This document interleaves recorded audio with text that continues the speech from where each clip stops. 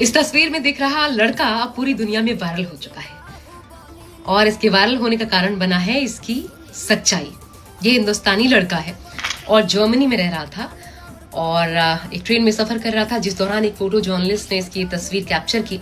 और जब कैप्चर की तो इस लड़के के बगल में ये जो बैठी हुई लड़की खूबसूरत सी आपको दिख रही है, दरअसल ये एक सीरीज है गेम ऑफ थ्रोन्स, उसकी मशहूर अदाकारा है।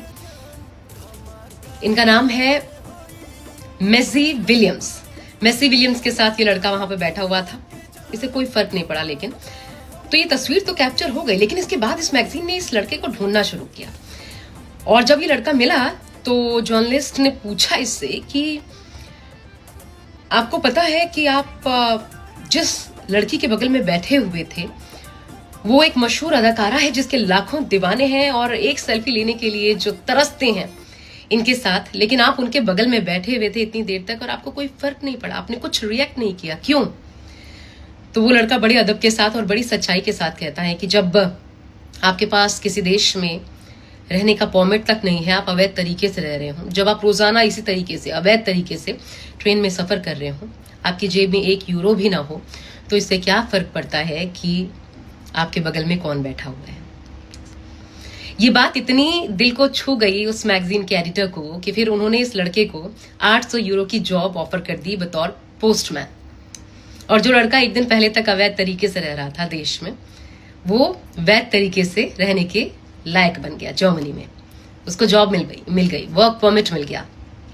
सोचिए, मतलब आपकी सच्चाई आपको कितना खास बना देती है।